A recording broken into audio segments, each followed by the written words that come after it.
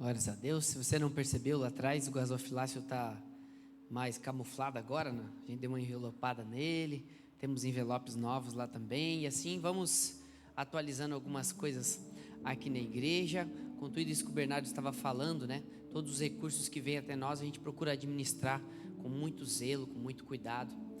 Se você ainda não foi, pode abaixar meu microfone, está extremamente alto. Pode tirar aqui o retorno se quiser daqui, ó, também. Convido você a ir nas escolinhas também depois. Ali na entrada já tem o berçário, coisa mais linda do mundo. Vai lá ver as melhorias, vai lá nas salinhas conhecer também. Esse final de semana os irmãos estiveram aí abençoando com a iluminação, melhorando a iluminação nas escolinhas também, luz de emergência, mais luzes de emergência lá. Vai lá dar uma olhadinha como é que estão as coisas lá também, que é um lugar que talvez você não vai, porque não tem filho às vezes, né? Não vai lá, vai dar uma olhadinha lá, né? Todo o material que a gente tem adquirido também, muitas coisas que você está vendo por aqui, tudo isso a gente procura administrar com zelo e com cuidado para que todos nós possamos usufruir deste lugar, né? Então, para isso que serve dízimos e ofertas. Nessa noite nós gostaríamos de compartilhar uma palavra com vocês. Obviamente a palavra não é minha, não é de ninguém, a palavra é de Deus, a palavra é de Deus. Eu queria convidar você, se você puder mais uma vez fechar seus olhos, para nós estarmos falando com Deus. Querido Deus, neste momento, Senhor, nós sabemos que é um momento para nós, de nós meditarmos na Tua palavra, mas ao mesmo tempo que somos edificados por ela, nós pedimos que possamos através dela olhar mais e mais para Você, possamos desejar correr para a Tua presença, e que tudo que nós fizermos, Pai, aqui, seja para corrermos na Tua direção. Por isso fala conosco nesta noite, Espírito Santo, o Espírito da verdade, venha nos revelar a Tua verdade que liberta, é o que nós te pedimos, em nome de Jesus, amém, amém? Então hoje, pode colocar aqui na tela, a palavra de hoje vai ser sobre conduta cristã. Cutuca alguém do seu lado e fala para ele assim, ó, você é um cristão? Porque é o seguinte, se você está aqui, ou você é um cristão, que é um discípulo de Jesus, ou você veio ouvir o sermão de Cristo. Talvez você está necessitado de alguma coisa, e você veio aqui na esperança de adquirir melhorias para a sua vida. Talvez você está precisando de cura no corpo, e no desespero você veio buscar um sermão de Jesus. Talvez você está com um problema na sua alma, talvez você está com um problema no bolso, enfim, necessidades. Muitas pessoas vêm até Jesus por causa das necessidades, né? Mas uma vez que você já recebeu Jesus como o seu Senhor, você passa a viver como parte do reino dele, ou seja, do reino do seu Pai, ou seja, do reino de Deus. Você se torna filho, filha dele, co-herdeiro com Cristo. Isso quer dizer que você se torna também um príncipe, uma princesa de Deus e do seu reino. Só que agora a conduta do reino que você está fazendo parte é uma conduta que nós chamamos de cristã. E para a gente ter todos os benefícios, a gente também tem que continuar debaixo dessa conduta. Senão não adianta você querer o título de herdeiro com Cristo, filho do rei, mas você não agir como tal. Sabe que lá na Inglaterra, onde tem ainda, alguns lugares ainda tem os reis, teve um dos príncipes assim que ele abdicou, né, do trono. Aí é legal que se você for pesquisar quem tem alguma patente lá na Inglaterra, você vê que os que têm patentes maiores são pessoas bem mais velhas. Só tem agora lá um príncipe, acho que é o William, que está lá, que ele é um pouquinho mais novo, mas é todo mundo muito, muito, muito velhinho. E aí quem tem um pouquinho menos de patente vai ficando um pouquinho mais jovem, e quem tem patente bem distante é tudo criança. Só que daí você vê lá assim, ó, criança, fotinho de outra criança, príncipe de Gales, princesa de não sei o quê, e você vê um príncipe velho ali, na fileira das crianças, que ele renunciou, né? Ele é um dos filhos, né, ali diretos ali, e ele renunciou, então a patente dele caiu lá embaixo. Assim como ele perdeu alguns benefícios, né, ele também perdeu também muitas coisas na vida dele, posição, e até um respeito, né, pessoal? Ele que quis isso. Enfim, a boa notícia, gente, é que nós somos filhos do Rei. Todos nós somos filhos do Rei, chamados para sermos príncipes e princesas e agirmos como tal. Eu queria convidar você a abrir a palavra de Deus lá no livro de Romanos, no capítulo 12, no versículo 2, mas ele vai estar aqui na tela para você, mas pode procurar aí na tua Bíblia, para você rabiscar ela e anotar nela. Romanos capítulo 2, versículo 2.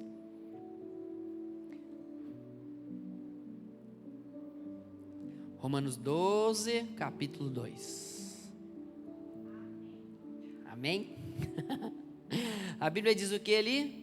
Não se amoldem ao padrão deste mundo, mas transformem-se pela renovação da sua mente, para que vocês sejam capazes de experimentar e comprovar a boa, agradável e perfeita de Deus. Essa é a vontade de Deus para mim e para você. Essa é a vontade do Rei. Então, quando a gente está debaixo desse reino, esses são os benefícios: boa, agradável e perfeita vontade do Rei, do nosso Rei. Só que nós temos que estar debaixo dessa conduta.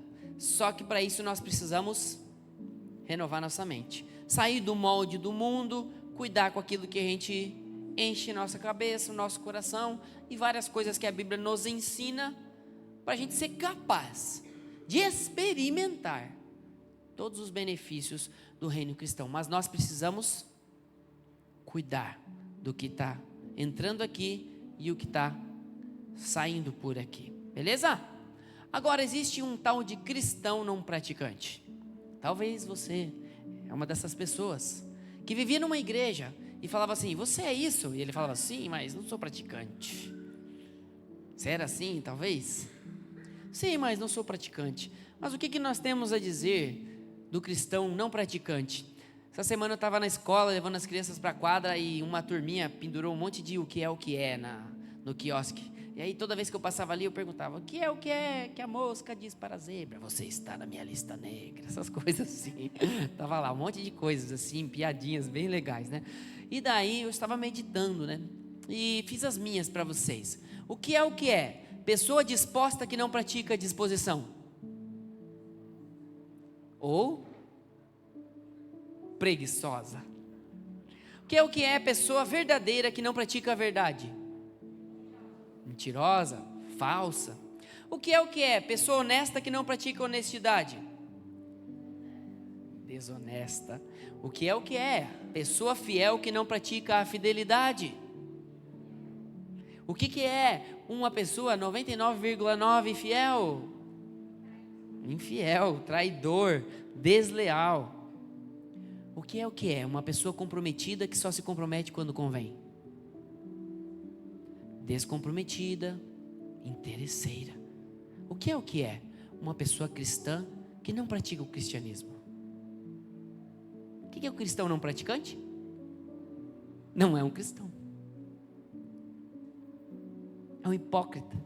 Ou ele é ignorante, mas não é cristão. Este final de semana nós estivemos num encontro com Deus chamado Inspiração. E lá eu também fui inspirado a compartilhar algumas coisas da palavra de hoje. E peguei uns dados bem legais de lá. Umas estatísticas de cristãos não praticantes. Isso aqui também teve um pastor chamado Theo Hayashi, que ele compartilhou um tempo aí no Instagram dele essas informações. Eu fui atrás da informação mesmo para ver. Não que eu não confio nele, mas eu fui lá atrás para dizer para vocês: gente, eu vi com os meus próprios olhos, não só porque ele falou, mas realmente, ele pegou um estudo da FGV que dizia assim, que até 2032 o Brasil terá a maioria evangélica, 51% pela primeira vez na história. É o que disse esse estudo. Mas muitos têm se tornado evangélicos nominais, é o que diz esse estudo. Sabe o que é o evangélico nominal? É tipo o católico não praticante. O que é um católico não praticante? Não católico. O que é um cristão não praticante? Não cristão.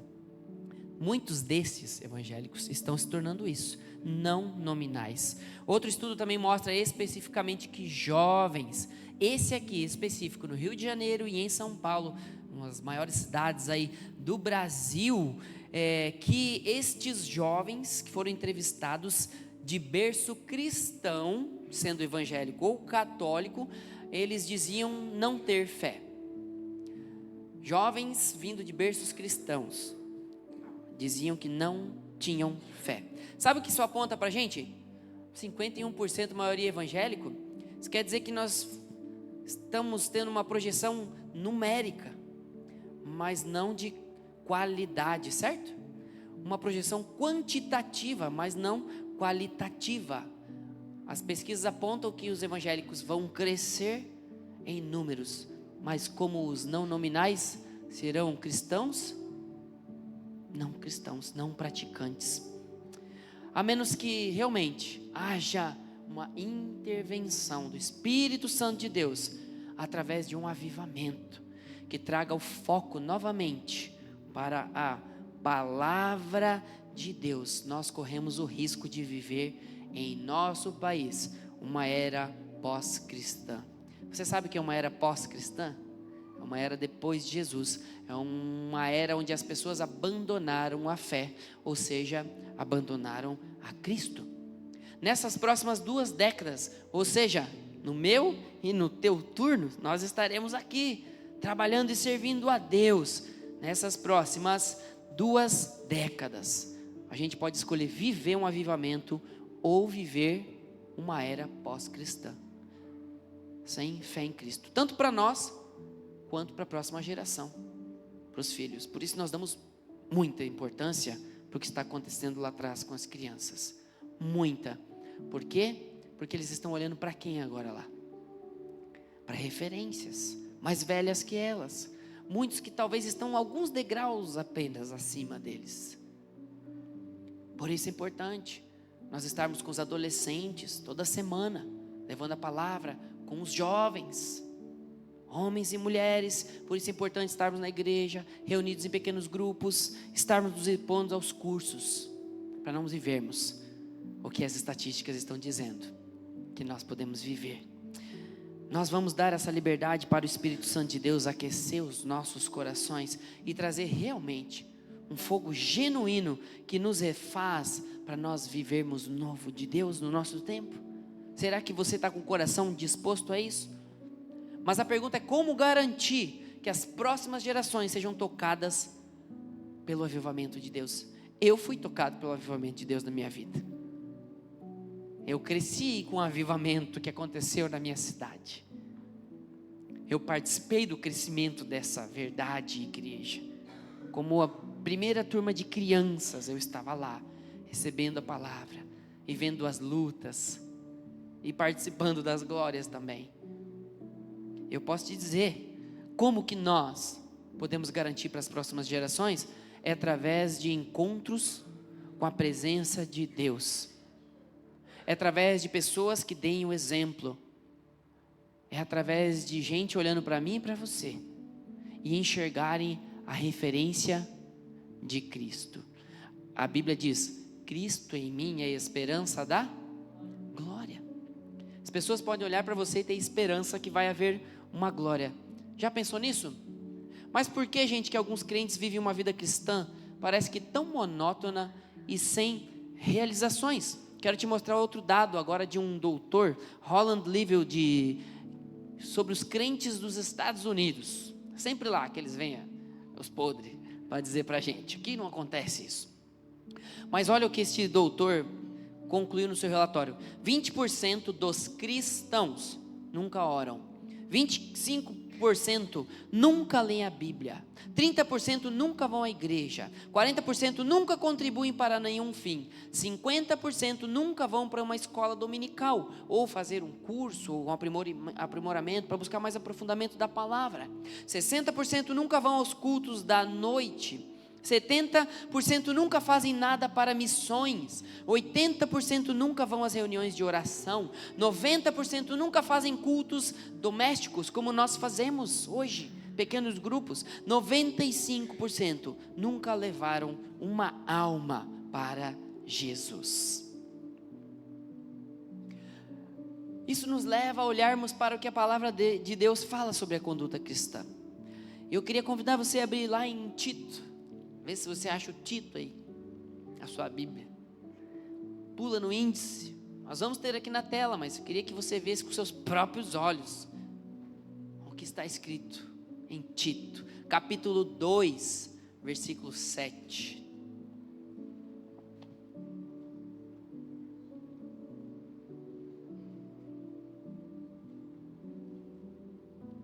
Já tinha achado o Tito, né?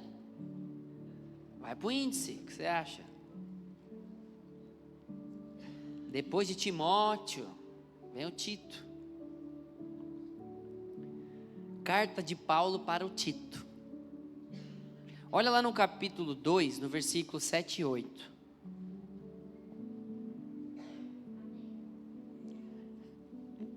Boa, referência de que acharam. Tito 2, 7 e 8, a Bíblia diz: em tudo seja você mesmo um exemplo para eles, fazendo boas obras. Em seu ensino mostre integridade e seriedade. Use linguagem sadia, contra a qual nada se possa dizer, para que aqueles que se lhe opõem fiquem envergonhados por não terem nada de mal para dizer a nosso respeito. Será que você é uma pessoa que, se alguém se levantar contra você, vai se sentir envergonhada porque não tem nada para dizer a teu respeito? E você? E você o quê? Pode falar. A pessoa, será? Será que as pessoas podem olhar para você? Seja na tua profissão, seja na tua vida cristã, seja dentro da tua família, seja dentro da tua empresa, seja onde for, na rua, no esporte, onde for. Será que alguém pode olhar para você e dizer, gaguejar? Mas eu queria convidar você a ir um pouquinho para trás, aqui em 1 Timóteo. Pode voltar. No capítulo 4. Vamos ler do versículo 12 ao 16. A Bíblia diz assim: ninguém o despreze pelo fato de você ser jovem, mas seja um exemplo para os fiéis na palavra, no procedimento, no amor, na fé e na pureza. Até a minha chegada, dedique-se à leitura pública da Escritura, dedique-se à exortação e ao ensino. Não negligencie o dom que lhe foi dado por mensagem profética com imposição de mãos dos presbíteros. Seja diligente nessas coisas, dedique-se inteiramente a elas para que todos vejam o seu progresso. Atente bem para a sua própria vida e para a doutrina, perseverando nesses deveres, pois fazendo isso você salvará tanto a si mesmo quanto aos que ouvem. Você vê aqui que a responsabilidade não se trata apenas de nós. Fazendo isso você vai se salvar. A Bíblia não diz isso. Ela diz que fazendo tudo isso aqui, você salvará tanto a si quanto aos que estão ouvindo. Aquilo que você fala. As pessoas também estão te olhando. A questão é que você contribuirá de qualquer maneira para a vida de todos que estão ao teu redor, e eu digo todos porque são todos. Ou você vai contribuir para a salvação de alguém, ou você vai contribuir para a perdição de alguém. Isso é fato. Talvez alguém olhe para você e diz: esse cara é um crente. É isso que eles chamam de crente? Esta referência? Gostei. Esse cara é cheio de algo diferente. Eu quero ir para mais perto dele. Eu quero beber água lá no poço onde ele está bebendo. E aí ele vai. Mas talvez a pessoa olha para você e diz: isso é ser crente? Então crente eu não quero ser. Está vendo? O cara diz que é crente e é desonesto. O cara diz que é crente e é mentiroso. O cara diz que é crente e a boca dele é toda suja. Você entende que você contribui para a salvação de alguém ou para a perdição? É muita responsabilidade. Não se trata só de nós, mas dos que estão nos ouvindo, dos que estão nos vendo. Tem um vídeo que fala que os filhos fazem o que veem os pais fazer. É um vídeo bem forte. Mostra um pai fumando e a criancinha do lado fumando também. Não é absurdo esse vídeo? Quantas crianças começam a fumar com 4 anos de idade? Porque vem alguém fumando. Quantas crianças já estão bêbadas com 3 e 4 anos de idade? Talvez você nunca ouviu um caso desse, mas essa é a verdade. Porque viram outras pessoas, e quando os pais saem, eles vão lá e experimentam. Assim também pessoas olham para mim e para você, príncipes e princesas do reino de Deus. Eles olham para a nossa conduta, e nós temos este peso sobre nós, sim, porque temos que ter uma conduta de cristão, para levar salvação ou perdição. Mas a Bíblia diz sobre negligência. O que é negligência, pastor? Falta de cuidado, atenção, compromisso. Por exemplo, atrasos com horários. Você marcou um horário e toda vez você atrasa, você está negligenciando. Ficar devendo. Sabe quando você deve, não dá satisfação nenhuma para a pessoa, não fala nada, e aí faz de conta? Isso é negligenciar. Sonegar é negligenciar. Mentir, marcar e não cumprir. Uma coisa é acontecer um imprevisto e você ligar e você avisar e dar uma satisfação, e você não dar uma satisfação é negligenciar, não ter cuidado, não dar atenção, não ter compromisso. Não dar satisfação, maltratar, xingar, oprimir fisicamente e emocionalmente, não demonstrar afeto, amor, isso é negligência. Seja dentro da igreja.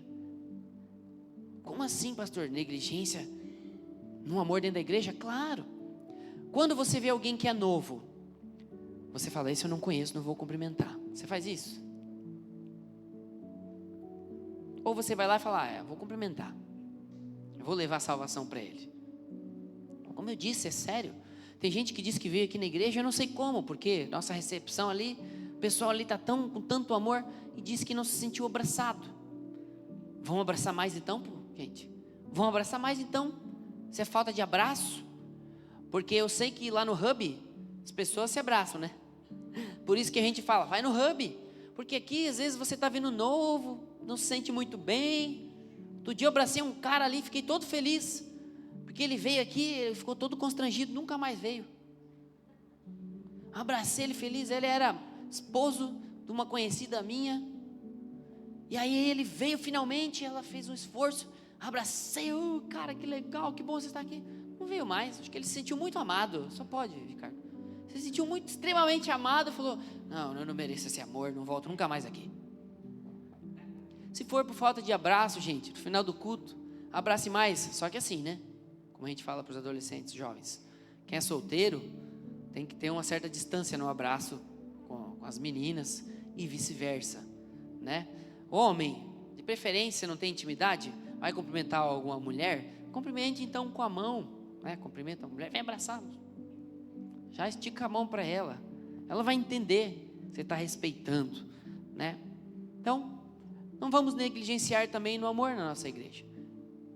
Tem gente nova, vá cumprimentar. Você é novo aqui? Já vai em algum pequeno grupo? Gostou? Olha, venha caminhar conosco. Então isso não negligenciar. Também não negligenciar onde a gente trabalha. Fazer as coisas do jeito que tem que ser feito. Tanto para o servo, aquele que está servindo lá, o empregado, quanto para o patrão. Nós temos que ter cuidado. Na nossa família, não negligenciar os papéis do pai, da mãe, dos filhos. Na faculdade, você está estudando, estude mesmo, se esforce, não negligencie. A Bíblia diz em Mateus no capítulo 7, no versículo 22 e 23, muitos me dirão naquele dia, Senhor, Senhor, não profetizamos nós em teu nome? E em teu nome nós expulsamos demônios? E em teu nome não fizemos muitas maravilhas? Então lhes direi abertamente, nunca vos conheci. Apartai-vos de mim, vós que praticais a iniquidade. Sabe, se nós negligenciarmos a caminhada cristã e sermos cristãos não nominais, não praticantes, quando a gente chegar lá no céu e falar, mas expulsamos demônios em teu nome, ele vai dizer, não te conheço. O mundo inteiro pode não conhecer você, mas ele precisa te conhecer. Talvez ninguém sabe das tuas boas obras. Você está fazendo, ninguém está vendo, mas você é aquele cara que falou, não, eu vou fazer o certo porque é o certo. Ele está vendo você e Ele conhece você. E Ele conhece o teu coração e a tua conduta de príncipe e princesa. Então, se você vê alguma negligência nessa noite, em alguma área da tua vida, medite. Hoje é uma noite de ceia. É uma noite que a gente fala, examine-se o homem a si mesmo. Então, examine o seu coração. Examine como você tem vivido.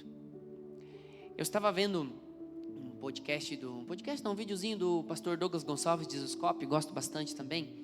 E tem um que ele dá 7 dicas de hábitos de cristãos saudáveis. Então, fiz questão de trazer aqui para mostrar para vocês aqui, ó. Pode passar ali. 7 hábitos aí de cristão saudável, aquele que teve um encontro real com Jesus. Então, o primeiro deixa eu só explicar uma coisa para vocês aqui antes, né? Que ele explicou também, eu falei, meu Deus, isso é uma verdade maravilhosa. Evangelho significa boas notícias. Os 4 primeiros livros do Novo Testamento são os 4 evangelhos, contam a história de Jesus, contam a boa notícia que o Salvador veio. Só que a primeira parte dessa boa notícia é ruim. Sabe por quê? Porque a primeira parte da boa notícia, ela mostra que nós somos pecadores. Estamos afastados de Deus, condenados ao inferno. Essa é a primeira parte da boa notícia. Pastor, como isso pode ser a primeira parte? Por quê? Porque a gente finalmente vê a condição que nós estamos pós-pecado. Segunda parte, aí sim vem a boa notícia, é que Deus nos amou de tal maneira que deu o seu Filho para a gente não morrer, mas para todo mundo que crê nele ser salvo. Então nós somos amados por Deus, perdoados por Ele, justificados por Jesus.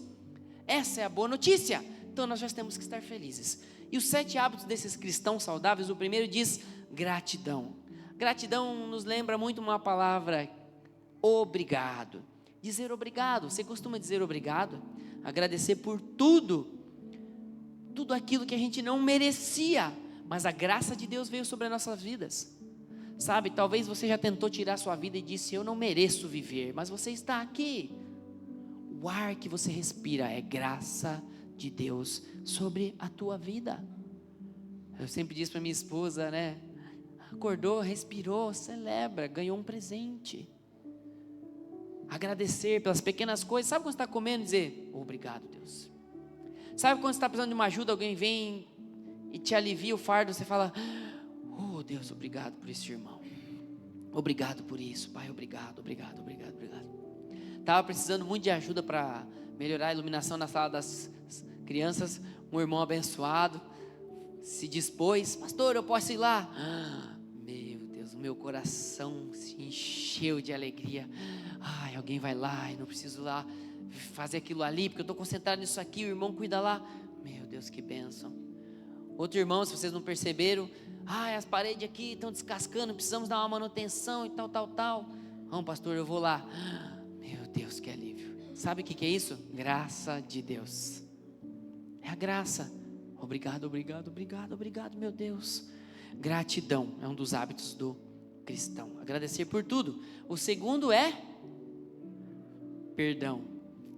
Se o primeiro é dizer obrigado, o segundo é dizer me perdoe ou eu te perdoo. Você entendeu o quanto nós fomos perdoados por Deus? Nunca seremos mais ofendidos por pessoas dessa terra do que nós ofendemos a Deus quando nós pecamos. Mas Ele nos perdoou e nos adotou como filhos. E se você for no encontro com Deus, talvez você vai ouvir uma frase assim: se Deus te perdoou, quem é você para não perdoar o próximo? Você costuma pedir perdão? Você costuma liberar perdão? É um hábito de um cristão. Outro hábito é doar. Generosidade, está nos nossos envelopes ali, ó. Destacamos a palavra generosidade. Só que doar, gente, vai muito além do dinheiro. Doar também inclui doar o seu tempo, dedicar o tempo para ajudar alguém em alguma coisa, dedicar sua criatividade ao próximo, os seus talentos. Sabe, Jesus, ele era dono de tudo, não podia nem chamar ele de rico, porque foi ele que criou as riquezas. Só que o que ele fez? Se esvaziou, se fez pobre para nos enriquecer. O cristão não deve ter medo de doar, porque ele vai achar que vai faltar para ele. Sabe por quê? Porque ele está ligado na fonte de tudo. Ele está ligado na fonte de toda a riqueza. Doar é um hábito de um cristão. Ouvir é um hábito de um cristão. Sabe, se nós somos a imagem e semelhança de Deus, a gente olha para as pessoas, nós também vemos a imagem e semelhança de Deus. E Deus colocou algumas coisas dentro dela que talvez nós precisamos ouvir. Por isso nós sentamos em pequenos grupos e ouvimos o que o outro tem a compartilhar. Porque eu ensino o meu irmão que está me ouvindo e aprendo com o meu irmão quando eu ouço. O que Deus colocou nele para compartilhar. E o que Deus colocou em mim para compartilhar. Ouvir também é o hábito de um cristão. Ler é o hábito de um cristão. Sabe, Deus espalhou a notícia dele pelo mundo todo através de um livro que permanece até hoje e disparado, sem comparação, é o mais vendido até hoje. Existe uma frase que o pastor Douglas Gonçalves disse: visite muitos livros, mas more na Bíblia. Visite muitos livros, mas more na Bíblia. Lindo isso, né? Tente ler a Bíblia então todos os dias, se expor a ela. Tente ler ela uma vez por ano. Leia livros cristãos, sim, que agregam na sua caminhada. Mas não leia porque você tem que ler, mas porque você deseja conhecê-lo mais, você o ama. Sexto hábito de um cristão: pedir conselho. Você pede conselho para as pessoas? Sabe, Deus ele não entrega tudo para nós, mas Ele também colocou outras habilidades nos nossos irmãos para nos completar. A Bíblia diz lá em Provérbios 11:14 que na multidão de conselhos nós encontramos sabedoria. Sabe, toda vez que fui trocar o carro, e eu fiz isso uma vez na vida, eu sempre pedi conselhos. Fiquei 2 anos pedindo conselhos, olhando, vendo. Agora eu já estou desde antes da pandemia pedindo conselhos para trocar o meu. Aí estou pedindo conselhos. Eu vou lá, vejo, investigo, peço para um, peço para o outro, e vou indo. E vou pedindo conselhos. E aquele que eu falo, nossa, esse aqui tá bom. Aí eu chego e peço o conselho de um que tem aquele carro, fala, Deus me livre, irmão, não compre nunca esse carro. Falo, Jesus amado, se eu não tivesse pedido o conselho do cara que tem o carro, talvez ele teve uma experiência ruim com aquele carro, certo? Mas não me dá uma ajuda? Espera aí, pode ser 1 em 1 milhão, mas pode ser 999, né? Conselhos, pedir conselhos, claro, procure pessoas que são referência para você. Procure pessoas, né, que você confia e que você pode compartilhar e abrir o teu coração. Procure, como a pastora disse, né? O cristão ele tem que ir na direção, não tem que ficar esperando. Quem quer vai atrás, como diz o sábio, né? Quem quer dá uma desculpa, quem quer dá um jeito, quem não quer dá uma desculpa. Você quer ser o cara que vai dar desculpa a vida inteira? Ou você vai dar jeito? Vá pedir conselhos. Está com problemas no relacionamento? Vá pedir conselhos para alguém, talvez dessa área. Financeiros? Vai pedir para alguém que entende nessa área. Problemas na igreja? Vai pedir para alguém que entende dessa área, e seja o que for. Está com problemas matemáticos na escola? Vai pedir conselhos para alguém que entende. Você não faz isso na escola com um amigo inteligente? Vai lá. E o último, vida devocional.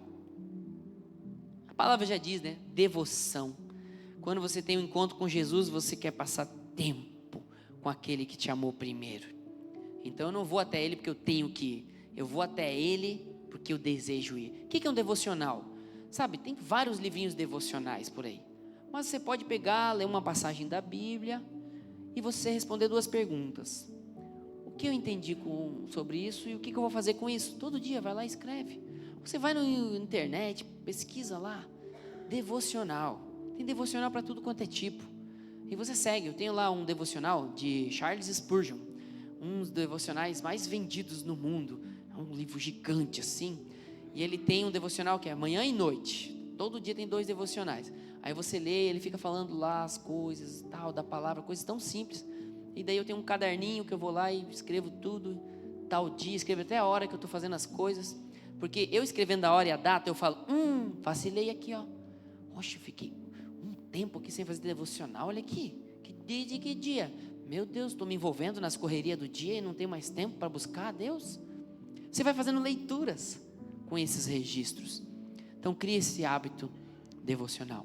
E para nós concluirmos esta palavra, sabe, uma pessoa cheia do Espírito Santo de Deus, ela é doce no falar, ela tem graça na sua voz, ela tem sabedoria, tem edificação nas suas palavras, mesmo que as palavras dela pareçam duras, elas são doces, porque elas edificam, elas geram vida nas pessoas que estão ao nosso redor. As palavras que você tem dito, aonde Deus tem te colocado, tem gerado vida ou morte? Você é uma pessoa que está colocando as pessoas para cima, ou você está jogando mais terra na cova deles? Que tipo de pessoa? Se nós queremos ter uma conduta cristã, não quer dizer que nós vamos ser perfeitos, mas nós vamos lutar todos os dias contra a nossa carne, porque essa carne, ela não vai se converter, não é verdade? Ela não vai, ela vai querer fazer o errado, ela vai se irritar, e ela vai querer cuspir fogo em todo mundo. Mas quando eu me volto de fato, meu coração disposto a não ser negligente com aquilo que Deus me prometeu na palavra, eu digo, não, eu vou me sujeitar, eu vou ter cuidado ao tratar com as pessoas, eu vou ter empatia, me colocar no lugar delas. Isso é fácil, a Bíblia diz, fazei aos outros o que quereis que os outros vos façam. Você quer ser tratado bem? Trate bem. Como que você gostaria que chamassem tua atenção? Experimenta fazer isso com o próximo, com amor, com carinho, com paciência. Então experimenta, próxima vez ir lá, com amor, com carinho e com paciência. Ah, mas ele não vai fazer nada, ele não vai mudar.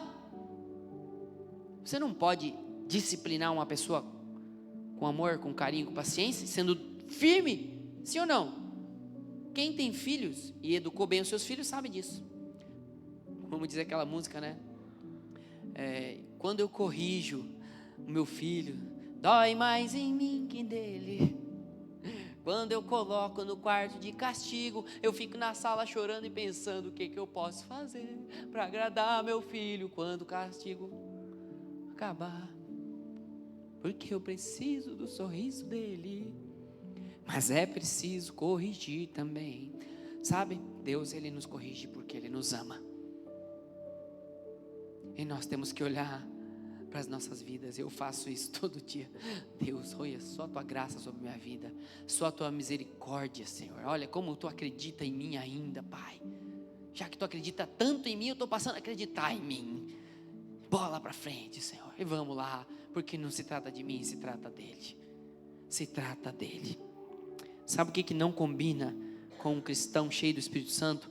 Palavrões, palavras duras que não edificam, palavras ácidas, palavras tóxicas. Nós estamos num momento de lembrar Jesus Cristo e o que Ele fez por nós, e nós chamamos isso de Santa Ceia. O próprio Cristo disse, faça isso em minha memória. Como do pão, como bebo do vinho, e lembre que eu entreguei o meu corpo, que eu entreguei o meu sangue por vocês.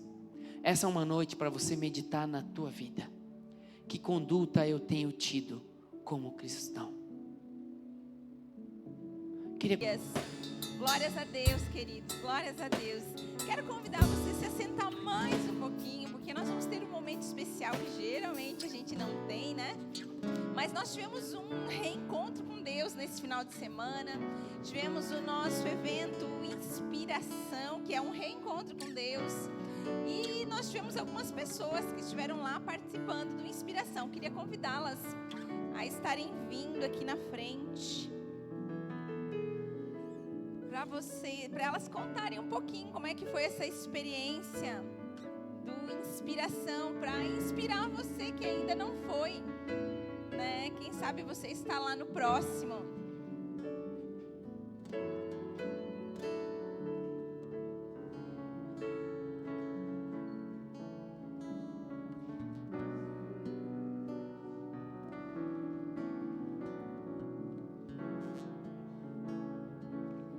Glórias a Deus. Glórias a Deus.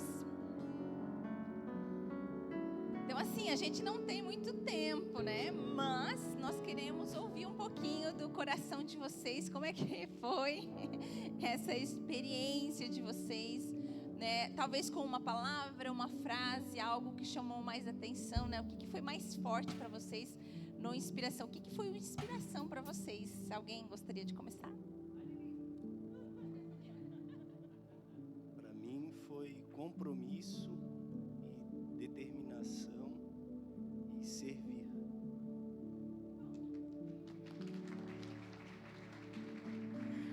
É um divisor de águas, né? A gente está numa caminhada e a gente precisa desses encontros para nos impulsionar ainda mais. A forma como a gente serve, a forma como também é a nossa intimidade com o Senhor, né? E ali os nossos olhos são abertos, né? Porque às vezes a gente vive só no nosso mundo, nos nossos problemas, na nossa realidade. E quando a gente sai de lá, a gente enxerga as pessoas de outra forma, né? A gente aprende a servir, né? De uma maneira diferente. Ai, estou nervosa. Eu tinha muita expectativa. Porque eu fiz o meu primeiro encontro em 2013. E eu percebi que com Deus a gente não precisa ter expectativa, porque Deus é certeza. E essa certeza de nos entregar de tudo, de corpo e alma, porque Deus é o Espírito e nós somos o Espírito de Deus. Então, quando se tem um encontro desses, é muito, muito mais. É a vida que a gente ganha de novo, porque Jesus morreu na cruz para nos salvar. Então, nós nascemos aí, depois da cruz. E ter essa dádiva de poder participar de uma inspiração, é a inspiração para a gente se entregar definitivamente para a igreja e para Deus. Amém.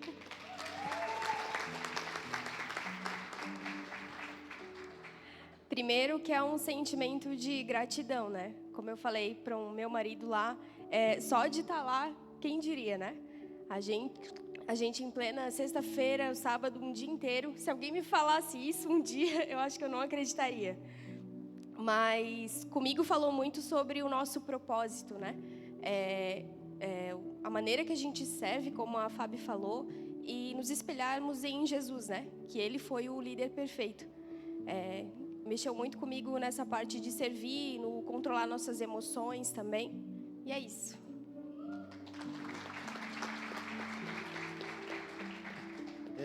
Para mim, o que mais mexeu comigo foi os testemunhos, né, de todas as pessoas. E eu também senti que o irmão do pastor falou. Sentei esperando receber uma papinha. Cheguei lá como uma criança, achei que receberia ali uma papinha, um tapinha nas costas. Mas chega lá, Deus mexe com a gente, né? Chama a gente para trabalhar. Filho, vem comer alimento sólido, vem trabalhar. Né? Essa parte mexeu bastante comigo. E que o irmão do pastor falou do poder da nossa palavra, né? O poder que está na nossa boca, o poder de vida e de morte que está na nossa boca, de a gente chegar para alguém e falar para a pessoa ser sã, e a pessoa ser sã, né? Ser curado, a pessoa ser curado, ser salvo porque Deus perdoa os teus pecados, e ela ser salva porque Deus perdoa os pecados dela. Essa parte foi meio impactante para mim. Para mim, assim, são várias coisas, na verdade, vários pontos, né? Mas os principais foram sobre autoimagem, autoestima, né? Eu lembrei, assim, de vários irmãos aqui também, principalmente para mim, lógico, né? Mas para mim foi tão impactado, tão rápido, e eu já comecei a pensar em vocês também, de que somos imperfeitos, né? Todo mundo, né?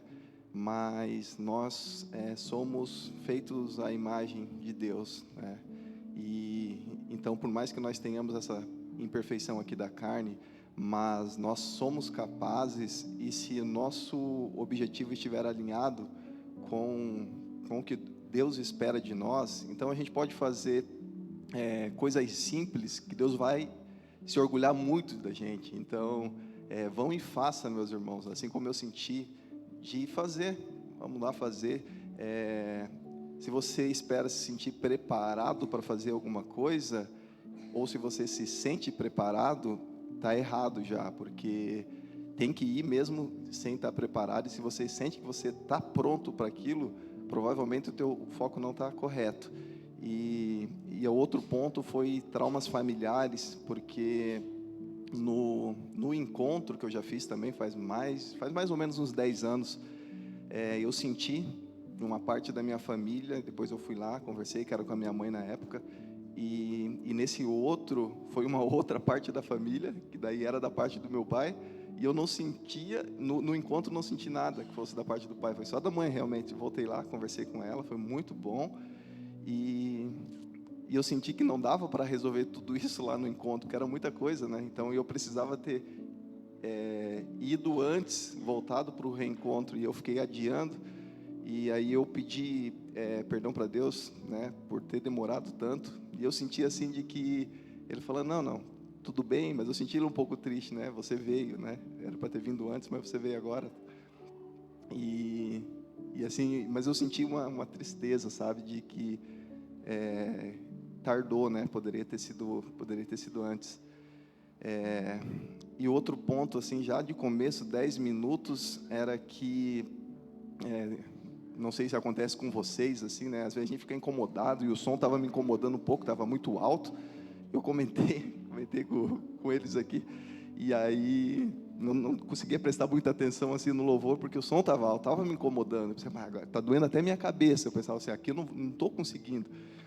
E aí eu não sei se foi na mesma ordem, assim, né, do que eu sinto agora, né? Porque no momento a gente fica também bem ansioso, né, nervoso com as situações, mas depois teve um momento em que é o momento das promessas que eu faço. Não sei se vocês fazem isso também, de que a gente escuta alguma coisa legal no culto, a gente pensa, agora eu vou fazer isso daqui. Então, essa semana eu vou praticar isso, e a partir de agora eu vou fazer isso, né? E aí eu senti um momento assim, vou ler a Bíblia de novo. E aí já veio no meu coração, não precisa prometer. Não prometa nada, não quero nada, não quero uma promessa tua. E aí eu já me confundi, né? Eu pensei, vou esperar o retorno disso daqui, mas, né, se eu não vou prometer nada, e agora, né? Porque prometendo a gente já não faz muitas vezes, né? E se eu não prometer nada? E estava lá naquele negócio aí, o som me incomodando um pouco, e o louvor, esse louvor que a gente acabou de cantar agora, e eu cantando ele, não prestando atenção na letra, que era... essa é a minha promessa, né? E eu estava cantando, já tinha cantado e não tinha prestado atenção, que a minha promessa a minha promessa é gastar a minha vida toda para te agradar. É só essa a promessa, não precisa prometer mais nada, mas assim, no dia a dia é fazer isso.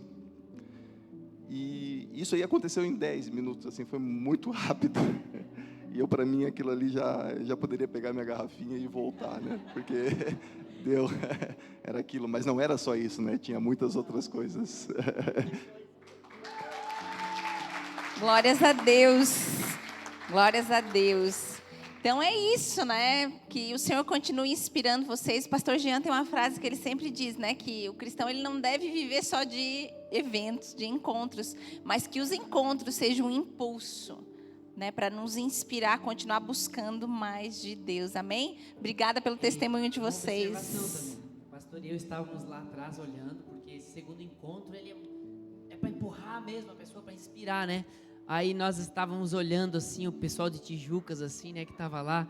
Falei, meu Deus, tudo que o pessoal que já está lá trabalhando, fazendo tudo, já estão vivendo aquilo que estavam sendo empurrados, porque tem muitas pessoas, né, que às vezes estavam lá e estavam parados, acomodados em algumas coisas. A gente olhava para cada um já conhecendo a vida e vendo como vocês já estão indo.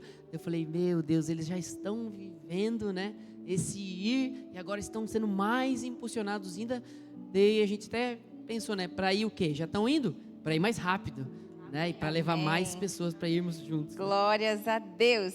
Glórias a Deus. Também queremos agradecer os nossos líderes de hub, aqueles que foram lá no final, né? Teve um momento especial lá, para quem não foi ainda no Inspiração, não posso contar, mas para aqueles que foram, né? A nosso time aqui de Tijucas foi o pastor, foi eu, o Cauã também esteve servindo lá, né, representando a nossa igreja. Essa inspiração foi uma bênção. Queridos, quero convidar vocês a se colocar de pé para nós encerrarmos esse culto. Que palavra tremenda! Quando fala de conduta cristã, fala de caráter, fala de caminhada com Deus. E eu só me segurei ali na minha cadeira. Mas essa é uma avaliação, né, que a gente deve fazer das nossas vidas, como diz, né, como o pastor disse aqui na hora da ceia, avalie-se o homem a si mesmo. A gente precisa se avaliar todos os dias. Acho que o nosso maior problema não é nem pecar. Nosso maior problema é pecar e achar normal. É natural. Um pecado na vida do cristão deve ser um acidente e não uma prática diária. Então, que a gente possa sair daqui meditando, sempre lembrando, né, que o primeiro lugar que a gente deve manifestar esse caráter de Cristo é dentro da nossa casa. É o primeiro lugar onde nós devemos manifestar o caráter de Cristo. Amém? Vamos orar e agradecer a Deus? Querido Deus, nós te agradecemos por essa noite, te agradecemos por essa palavra, por essa mesa onde nós podemos sentar e usufruir desse banquete que o Senhor nos serviu aqui. Pai, que o nosso coração esteja pronto como um solo arado para receber todas essas sementes, para que essas sementes possam germinar e dar frutos. Como diz a tua palavra, a árvore boa precisa dar frutos e nós queremos ser essa árvore boa. Espírito Santo de Deus, nós queremos sair daqui, mas não queremos que o Senhor saia de dentro de nós. Por isso, nos acompanhe, vá conosco, Senhor, nos lembre de todas essas verdades, que nós possamos dar fruto aonde nós formos, Pai, para a tua honra e a tua glória, assim como diz a tua palavra, que nós possamos brilhar a tua luz, para que as pessoas vejam as nossas boas obras e glorifiquem o Senhor. Pai, nós te agradecemos por essa noite e te pedimos, Espírito Santo de Deus, não nos deixe, Senhor. Senhor, não nos deixe, que o Senhor esteja conosco todos os dias da nossa vida, em nome de Jesus. Amém? Você quer receber um presente? Abra aí suas mãos, que o amor de Deus, que a graça de Jesus, que a comunhão com o Espírito Santo esteja sobre a sua vida, esteja sobre a sua casa, esteja sobre tudo aquilo que você fizer. Que o Senhor esquadrinhe o teu coração para que você se alinhe com a vontade dEle e que usufrua de tudo aquilo, de todas as bênçãos que Ele tem para a tua vida, no nome de Jesus. Amém? Vai, até semana que vem. Abrace alguém, o pastor disse, abrace alguém, não saia daqui sem abraçar alguém.